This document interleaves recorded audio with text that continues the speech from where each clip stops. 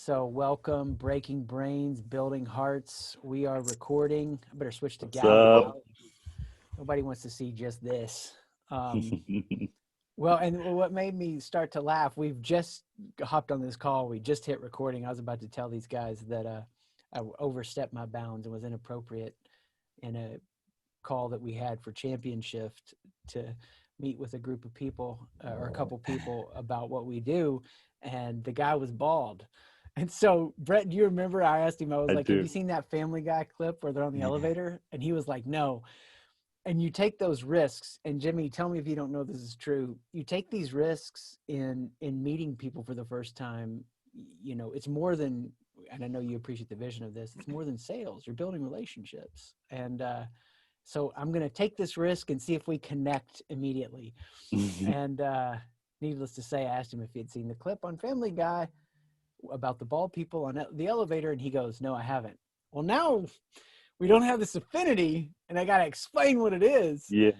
And so, yeah, I had to tell him on this first time meeting him, oh, well, he just leans over and, you know, there's two bald people in the elevator, and there's a guy with hair. The guy with hair goes off. And then the guy that gets off the elevator, and then the two guys that are bald, one guy says the other, finally, and then licks the top of his head. Like it's the secret code bald people have. So, Oh my God. anyway, that's how Sorry, I'm we can't relate. How was anniversary dinner? Of course, we are recording. Why not? Oh yeah, breaking brains, man. First time out in 6 months. Yeah, it was great. Awesome. My kids asked me, and I was honest with them, and I said, it was nice, but everybody had masks on, and we were all outside, and it just, it's just not as, for me, it wasn't as carefree and fun and relaxing as, I want dinner to be with my wife, It might have been different if we had a group of people. But man, we were just like so twisted with, is the table sanitary and, all that crap. But, so weird. maybe it's going to take me as long to get back into the groove, as it took me to get used to not being in the groove, so maybe that's it. We'll find out. Yeah. Talk about like Thanks for breaking brains. Like this whole thing has made you think of stuff that you never really worried about ever before.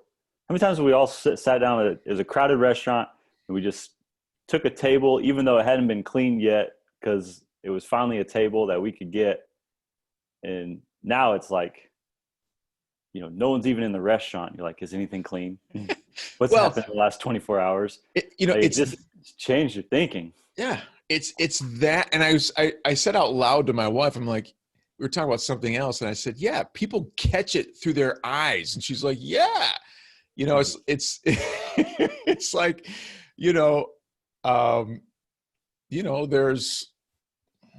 there's droplets that, and we rub our eyes and droplets can get into your eyes. And so, and it wouldn't be, for me, it wouldn't be a big deal if it was just like the flu. You get sick or you take some zinc and it lessens the severity, or because I'm in shape and I eat well, it lasts a couple of days and I'm done and I'm still working. This is shit that healthy people die from. So, it does, it does have consequences. And, yeah. It's so funny how it's changed your thinking. Earlier this summer they did the Last Dance documentary about Michael Jordan and the Bulls. It's great. They had the episode about the flu game, and that's like a story of his legacy, like this dropping, however many points he did when he had the flu, and people were tweeting after that. They were like, well, now it just looks irresponsible. It was like this heroic event, and now it's just irresponsible. Did you hear what it really was? Yeah. It wasn't the flu? Pizza, food poisoning. Bad food. But you know what? They tracked down the dude who delivered the pizza, and he was like a diehard Bulls fan. And so he swears that he did not poison Michael Jordan with bad food. That's so We'll never know. interesting. We'll never know. We'll never know. Both of y'all's stories made me think about how far we changed from COVID, because when I was in college, I remember going into a pizza place, and I've had to grow up so much, still got a long way to go. If there was pizza on like the platter that people like you could clearly see hadn't touched and had left, we would walk in and just Go like for it. grab pizza and be eating it while we were going to get pizza to sit down. Youth. And yeah, exactly. Yes. Exactly. There was a gas station near our college, and they had donuts. And every night around 11 p.m., they got to toss out the old donuts and they get a fresh batch. Well, they're not allowed to give you the donuts that they're discarding. It's against the rules or laws, whatever. So we would take a fresh trash bag, line the trash can right before he's about to throw out the donuts. He'd throw them in the trash bag. We would take the trash bag with the old donuts out, and we'd eat the donuts he had just thrown away in a fresh trash bag. Dude. My, how times have changed. Well, I'll tell you the real thing here, and let's make sure not to let this episode get into this or be titled the old man's episode, because I can't imagine having the stomach that I had at 18, 19, 20, because we would go to a truck stop, an all-night truck stop, and order like pancakes and biscuits and gravy, and they'd bring the bowl of gravy out, and there were grease pockets in it. You just had to like give it a fresh stir. I mean, like they hadn't given it a fresh stir. They just scooped it out. And I mean, this is like literally the middle of nowhere. It's the college town I went to was off from the interstate, but the interstate town was like 10 minutes away, and it only had this 24-hour truck stop in a few places. Oh my gosh, the food we ate then. So we've come a long way. We got a long way to go. Are we gonna make it? Yeah. Well, I think for me, this just is what's popping in my head so strong with a real curiosity. We're talking about how things change. Look back at who you were in April. So when we record this today, we're at September 8th. Can you guys freaking believe it's September? I don't know about y'all, but man, I would really love to hear this. That little Southern thing coming back. I don't know about you guys, but when you look back to April, do you feel like you've been through some big changes and some big things have changed for you? I do, and I can speak to that, and you can take some time to think about it. But what do you think, Jimmy? Have you experienced some of that? Oh yeah. I mean, it's crazy. And I was writing, I have a little newsletter I send out called Walking the Talk. And, I was thinking about the last 6 months, because my daughter came home from college on March 12th, and that's when we started our quarantine. We started early because we have my mother-in-law with us. She's 85, 86 years old, going to be 86 in November, and obviously high risk. So we started quarantining immediately. Can I ask a question real quick? Yeah. About that? Does she have her own kitchen?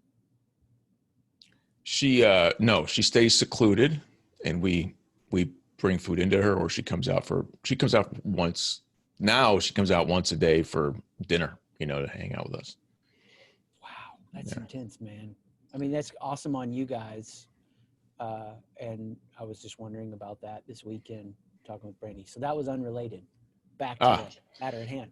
Now, well, I want to learn more about what was behind that question. It's just real quickly. It's just this idea that 6 months have passed, and the question was, what have you done with these last 6 months, right? Because we're thinking about end of year. How is your business doing? How are your leaders doing? Are you going to end the year strong? And more importantly, how are you going to start 2021? Are you prepared? What have you been doing over the last 6 months to get prepared? If you haven't been, what are you planning to do now? And because it's called Walking the Talk, I'm thinking to myself, okay, what the hell have we done? And, we went into training mode almost instantly. some of it was knowing and some of it was unknowing, but what changes have to be made and how are we going to adapt and adopt, and what new skill sets do we need to make it happen? And every member of the family has been doing that in their own world, in their own new world, in their own new normal, consistently for the last 6 months. My kids in preparation for school, me in preparation for what I'm doing, and my wife because she runs it all. The house, the kids, my mother-in-law, the business, takes care of us all and herself. So it's that concept of preparation. And I called it, in the article, I called it training, but because it was, it really was proactive, and it wasn't just reading, it was actually engaging people, picking up new skills, developing behaviors, and developing the mindset, skill set, and tool set to really do things differently and do them well. And yeah, we are all sick and tired of talking about it, but it's just our reality. Yeah. Yeah. Well, and the brain adjusts to that reality and that level of catastrophe or challenge. And we'll do it again with whatever happens with the election. And they're predicting, different things that could happen there, fracturing society more, and your brain adjusts. But the normal approach, the brain adjusts to survive that current situation, not actually find a way forward. So for you, the main punch of where you've kind of thrown yourself into is to shift into that training mode. Is that what I'm hearing you say? Yeah. And I think the only tension and struggle that we have is this desire to hold on to the way it was. My kids, right? What was it like to engage their friends? What was it like to go to school? And now my kids are both at home full time, college and high school. And they're just hearing all the negative reports about what it's like to be at school. At college, it's essentially like being at prison. Food left outside your door, can't go out. Why are we here? High school, not a lot of fun. So it's this idea of letting go of the way things used to be. And that's the only time the problems, reemerge, is when we miss or remember the way it was. And we long for that. And that creates the stressor. And it is, of course, challenging to have to learn new things, especially for an old dude like me. And I say that knowing full well that I'm supposed to be engaging and wanting change, right? That's how we stay functional and everything else, but it's not easy. It is hard. So there's no magic bullet, but that's just, it has been fun going through it together, going through it with you guys, having the support. It's been helpful, but it's just the reality, I think, that we're all facing.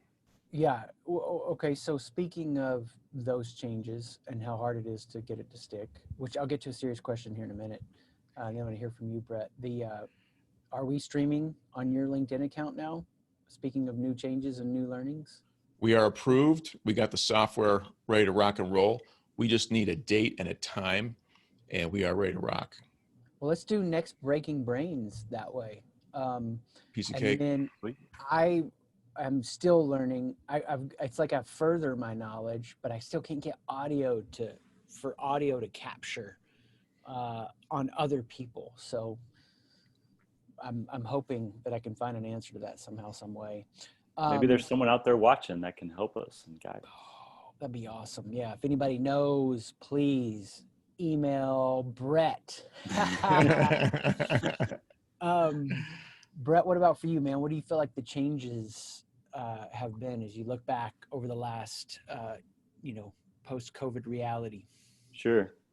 My sister has two kids, a 3-year-old who's about to turn 4 and a 1-year-old, just over 1. And I see them like once a year. And when I see them once a year, it's like, oh my goodness, how much have you changed? We just saw a picture on the internet of my little cousin who we haven't seen because of COVID. We didn't get to see her this summer. So I haven't seen her in 2 years. And we didn't even recognize her. Like my whole family's huddled around the phone like, is this her? We're scrolling through other albums and photos and trying to compare. Like we didn't even recognize her. But when you only see them once a year, the changes are drastic. And I was thinking about your question, and when you're in it every day and you're just finding a way to survive or finding a way to move forward or just taking the next steps, I guess you don't really notice the changes. So it's hard for me to point out any big changes that I've changed, unless maybe in a year I'll look back and be like, man, that really changed. But for me, a lifestyle change for sure, as I'm sure most people have. The NBA just stopped cold. We were on the court and about to start a game in the G League, and we were pulled off the court. And that was the end of the season. And then haven't been back to a gym or touched a basketball in months. The longest I've ever been in my life, for sure. But then also I was traveling every week. Was on the road, flying around the country. This is the longest my wife and I have ever been in the same city for as long as we've known each other. And so definitely like lifestyle changes of not traveling, being home more often, taking on more responsibilities at home, and then finding new ways to help people. Basketball kind of has faded to the background this summer because of the season being canceled, and then championship moves into the foreground, and finding new ways to help people that way. So definitely have adjusted and changed. Like you said, it's crazy to think it's already September. Probably if I did a full evaluation, crazy to think that I've changed as much as I have since last March. But when you're in it, it's hard to really tell, I guess. It is. Well, and the bottom line that I heard there was you need to give us a URL for your GoFundMe account for marriage counseling. Yeah. That is the obvious next question, man. Yeah. How the hell is that going? What, if any, new convictions do you have, Brett? If there are, not that I'm saying there would be, just curious, post-COVID, because it is hard to recognize the changes when you're in it. And take some time on that if you want to. I can come back.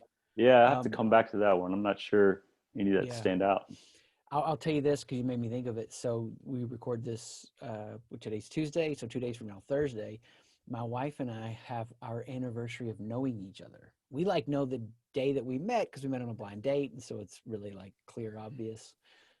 It's a clear marking line, and we were 4 hours away dating. I only saw her, once every 2 or 3 weeks for the 10-month process we were dating. And so then we get married, and in dating, you're like, we're so similar. You get married and you're like, we're so different.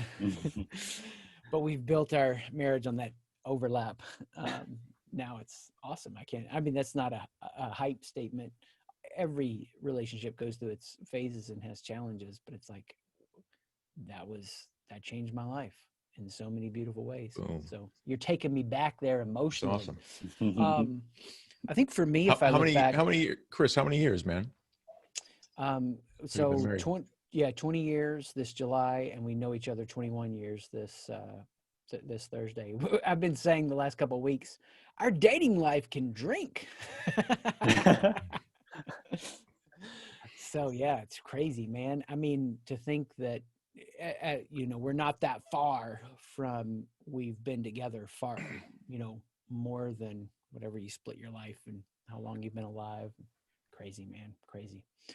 42 years old. Yeah, that's going to get me trippy. I think about, man, I look back at April and I was thinking about this yesterday because I was working on an email that was going to go out. And I thought, I'm not really being very effective or powerful in my communication on this email. Oh my gosh, it's because I don't really want what I'm asking for. I mean, and something happened. I went upstairs and I remember I'm sitting out on the patio, just catching my breath for a minute, enjoying the sunshine. Who knows what the heck my neighbors think I do, because here it is, it's Labor Day. Everybody's asleep. I might as well work some. I got a flannel shirt on, sweatpants, holding my coffee in my slippers. They already see me in my redneck pool. Pulls which away. we had to take down, man. That was a shed. That was a tear to shed for the close of summer. But no, I was like, I'm not really activated on this email with a full engagement. And part of the way I can trick myself as a leader is I can phone things in at an 80% level, and it looks like engagement. But when I'm all in, it's all in.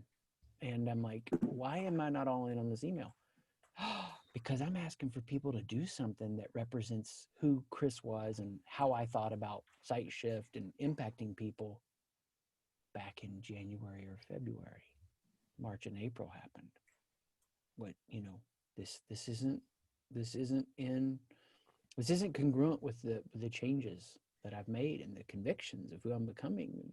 So it's a really cool moment for me to be like, really there has been a shift for me and a refocusing, or a new focusing, I should say. But it doesn't mean it's working. It takes time to get those results.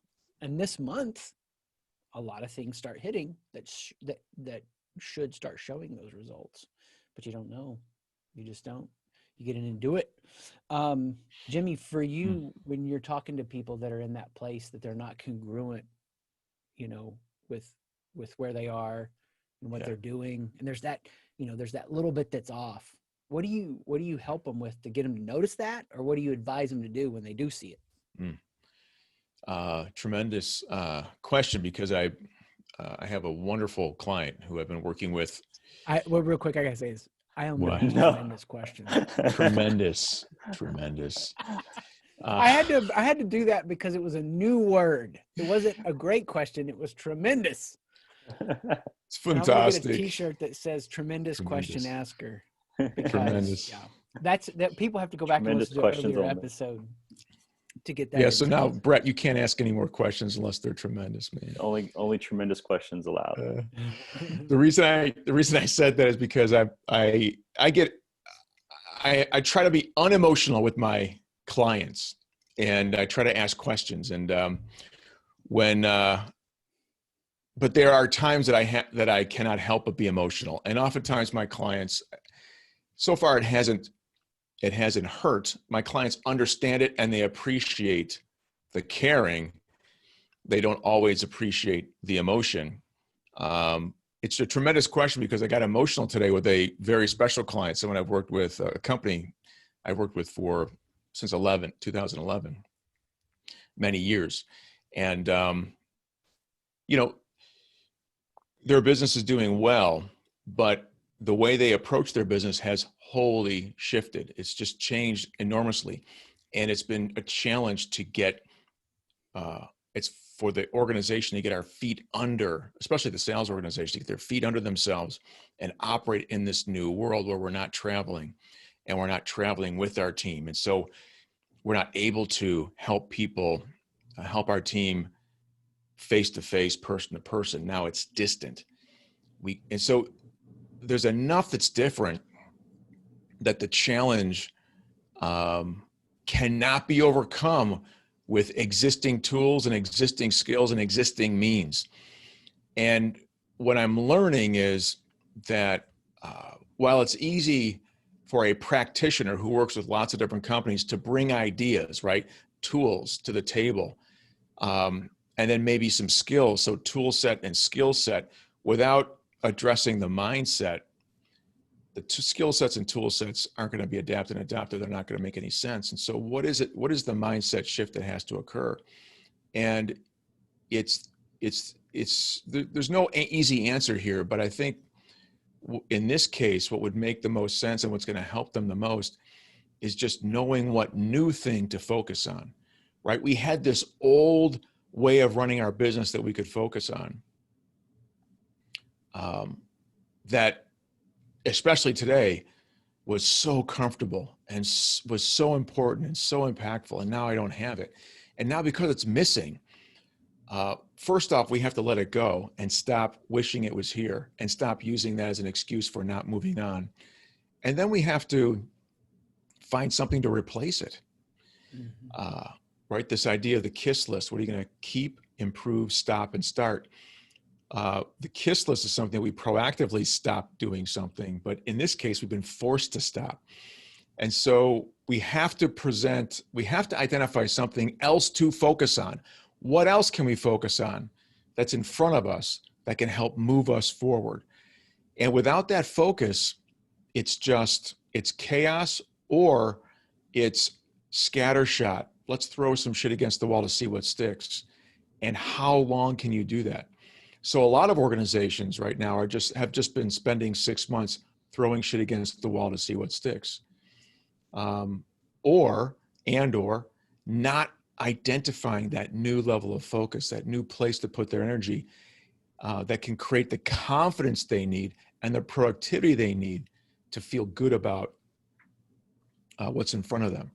Without that, it's that uneasiness, unsettled way of looking at the world that will continue until someone figures it out.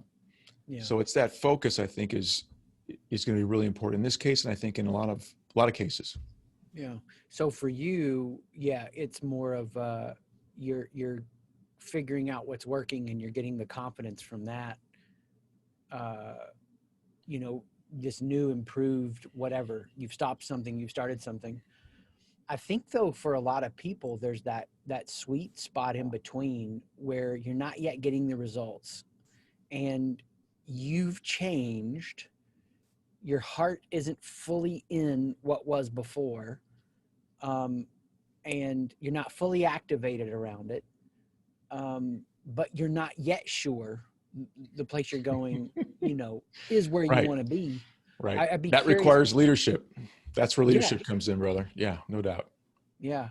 Well, Brett, what would you say for somebody that's in that spot? Because here you are going through it with so much of the NBA changing. Yeah, that's interesting that what you just said there, about you're in a spot where your heart's not really in where you were before.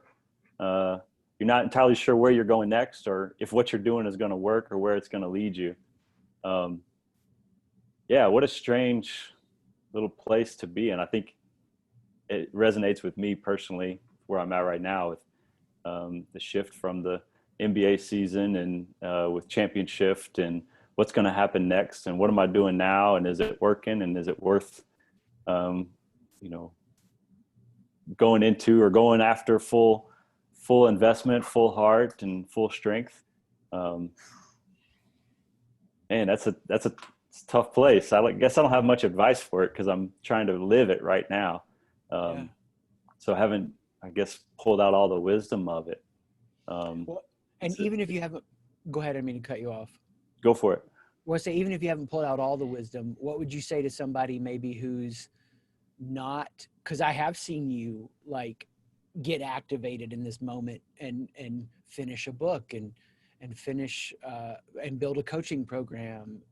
What would you say to people that have been sitting there a little bit too long now, and they start to maybe beat themselves up some? Yeah. Well, don't beat yourself up, for sure. And then I would say, don't be ashamed of saying, what once was a huge part of my life isn't a part of my life anymore. Yeah. That's okay. You will change, you will upgrade. I think that's the hard thing is if we were defined by something, a belief, or a habit, or a routine, or just an activity we were doing, work we were doing, but no longer we're defined. I guess sometimes internally we feel like we have to live up to this expectation that everyone else has. Like, oh, he likes that, he does that, that's who he is. And it can keep us stuck from changing or upgrading. But to say no shame, and let that go. That was version 2.0. Let's upgrade to 3.0 and see what next is on the journey. Yeah. But yeah, being willing to let go of those old ways. That's awesome. I mean, that's the that's the kernel of it. Yeah. I think for me, as we talk about this, I think too often we linger in a place, and I'm going to say we linger in a place where we're tolerating a lack of momentum. Like, momentum is amazing. I want momentum in everything I do. And I have had to go through periods in life where I could not force or generate momentum. And no change I could make would bring it about. You could think about those times like wilderness moments. Like, it just is what it is. And I went through a wilderness moment. I remember for a year and a half, like I had no adrenaline. And I don't want to be on the other extreme of adrenal fatigue either. You know, I don't serve adrenaline. It serves me. And I know how that nuance works. But I mean, a year and a half, right? It was a wilderness. Yet the wilderness of that moment beat the crap out of so much in me, and was such a wrestling match at so many levels. It shaped me. It changed me. It put me on a different trajectory in life. And since then, you know, I feel like I've nurtured momentum from one stage to the next, except for, you know, I think I did tolerate a lack of momentum for about a year and a half.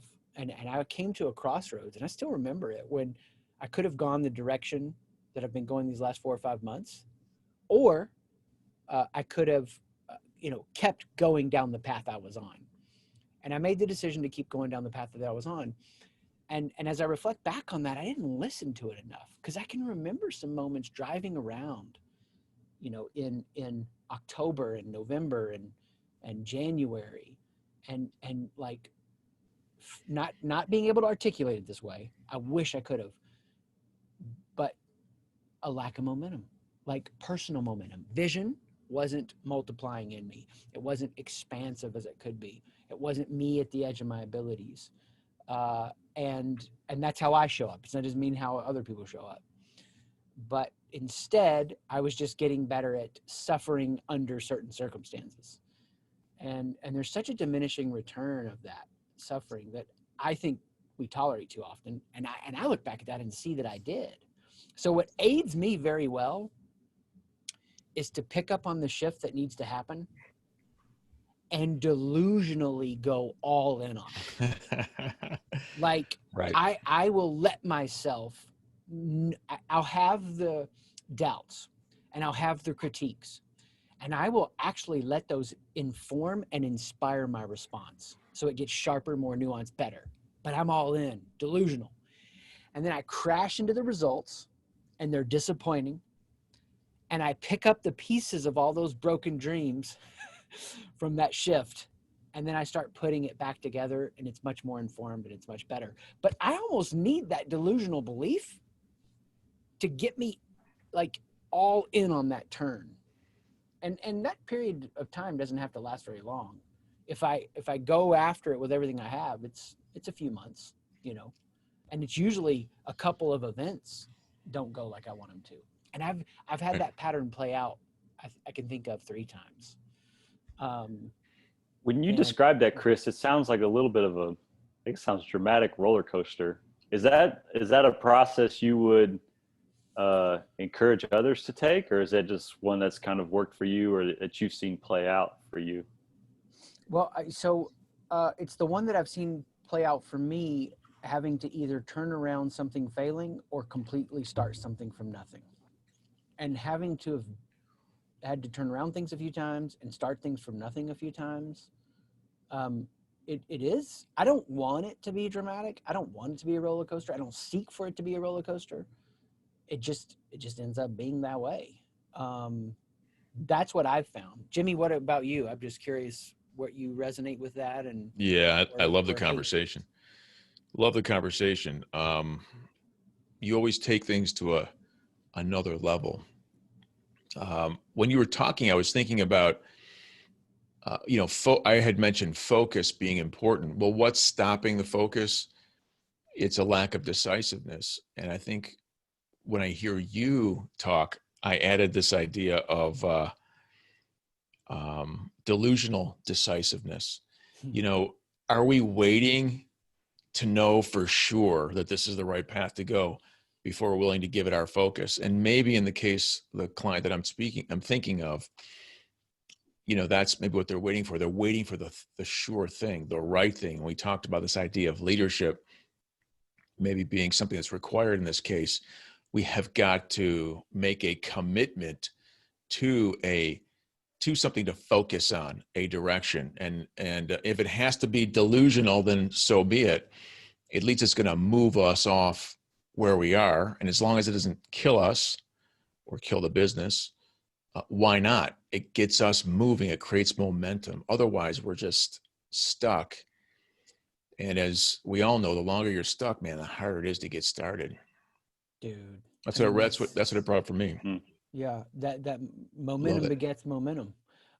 Yeah. Okay, so two things. One, I'm wondering if today we could go a little bit shorter and give you guys a chance to give a closing thought on what it means to be delusionally decisive. I mean, I resonate with that. And to give you some time to think about it, this is hitting my brain and heart so strong right now. Have you guys heard about the what is it, like the world's biggest cold call with Elon Musk? I don't expect that you would, and that's fine. I want to read it to you because it's crazy, and I think I've got it. But so I'm not endorsing everything Elon Musk does. I think there's a lot of brilliance there. But he says, so he calls the guy. I forget the guy's name now. It's a cold call. It's a freaking cold call, and the guy has verified it. He verified it on Twitter. Actually, he's like, yeah, that's how I remember it. It's a cold call of some Russian guy with rockets. So he says, here's the call. I'm Elon Musk. I'm an internet billionaire. I founded PayPal and X.com. I sold X.com to Compaq for $165 million in cash. And I could spend the rest of my life on a beach drinking Mai Tais, but I decided that humanity needs to become a multiplanetary species to survive. And I want to do something with my money to show that humanity can do that. And I need Russian rockets. And that's why I'm calling you. Like, that was it. And the guy's verified on Twitter, and that, yeah, that's how I remember that. And it's just this, and this is not the right approach for everybody. Okay, it's just not. There are things in my life where I have to approach it like a 401k, do the research, look at the stuff. But then there are those times, and this is the wisdom for me of life, knowing when is the difference, because we need both. There are those times to burn the boats, and you got to go all in. And so I think, yeah. What about you guys? Any closing encouragement for people, whether to burn the boats or study the 401ks? Yeah, I was thinking back to your idea of, sometimes we tolerate a lack of momentum. And I think that's what we did at the start of the shutdown. Right? All these external circumstances hit, and they closed the businesses, they closed the cities, they closed the airports, and we were content to just, hey, it's not my fault. There's nothing I can do about it. Boom. We just tolerated a lack of momentum.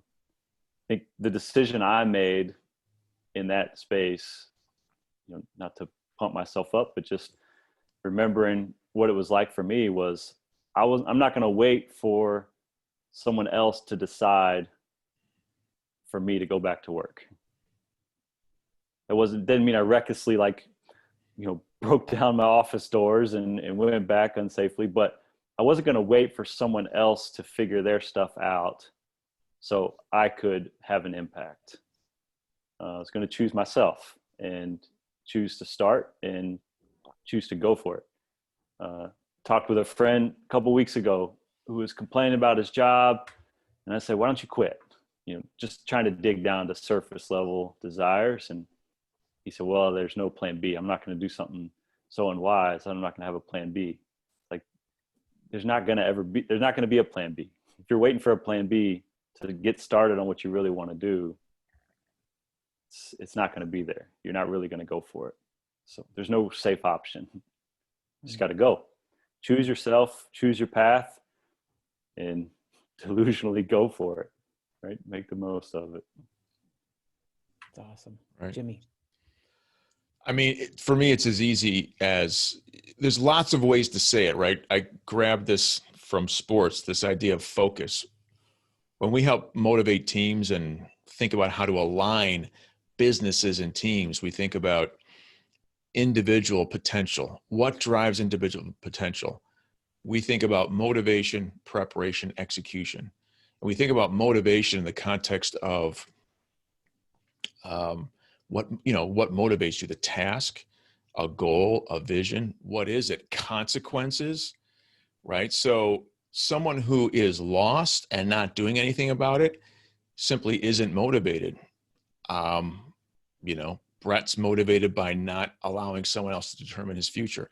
I'm motivated by my family, and how, looking back 10 years from where I am now, how would I look at myself? So I think about, so you get to think about the consequences of action or inaction, and whether or not those consequences are motivating in some way and willing to drive you to a level of action. Elon Musk was motivated, it seems, he's motivated by not money, but by having an impact, right? And the bigger the impact, the better. Multi-planetary species, boom. And that's the only reason he made a freaking cold call. It's the only reason he gets up and plans every week to work 80 to 100 hours, because that's his thing. It's drive, it's motivation, call it what you will. I know I can't coach someone who isn't driven by a goal, who doesn't want something. If you don't want something, I can't help you, right? If you can't articulate it, I can't help you. So this idea, to me, this idea of delusional decisiveness is I'm going to be decisive about going after what I want, and it might look delusional, but my desire outweighs, right, any kind of realistic path. So now I look delusional. I think my kids might call it having faith, or just having a belief, or just knowing that trying and failing is better than just sitting there and doing nothing. But it's this, what is driving us? And that's the key. Identifying what is driving us in any particular situation, unlocking that, and then creating some connection between that and where you are, where you want to be. It took you 1.5 years to figure it out. Sounds like. Well, I think COVID did it. I mean, like, surfaced it with such awareness, which has happened to me before. Did I cut you off, or was that? No, go for it, man. Well, and this would be my closing thing for people. It's just like, to be healthy and mature is to own the responsibility for how you cooperate with what's unfolding in your life. You can't own responsibility for all your life because you're not the causal agent for all your life. But you have to have the discernment and wisdom to be able to go in, figure out what you really want, look at how that is being, drawn out in the circumstances around you. And then the courage to commit even when it's uncertain. When it's certain, it's not courageous. And so, yeah. And by the way, it's never certain, right, Chris? I mean, certainty is an illusion, correct? I mean, who the hell knows, really? Absolutely. Absolutely. I mean, if you're convinced of something being certain, you're probably going to be set up for some disillusionment. Right. Because here comes Mike Tyson. Boom. Right. Everybody's got a plan. And then you hear him talk and you're like, I could take that guy. And you see him punch and you're like, I would get my face smashed in. Oh my God. I don't mean that in a negative way towards anything that isn't progressive in the 21st century. I'm just being reactive as a baseline level male. Too much fun to get into trouble with you guys today. We'll let misunderstandings hopefully sit where they are. Thank you guys for being engaged. I know that each of you help people so much, whether it's, what you've talked about, Jimmy, and helping them really get to the place that they're executing on it. I know, Brett, you can help people that don't know what they want yet, figure out how to get that, because it's all a process. So thanks everybody for being here, breaking brains, building hearts. What would we call this? The change episode, or no, better, the delusional decisive episode. Peace out, everybody. Later.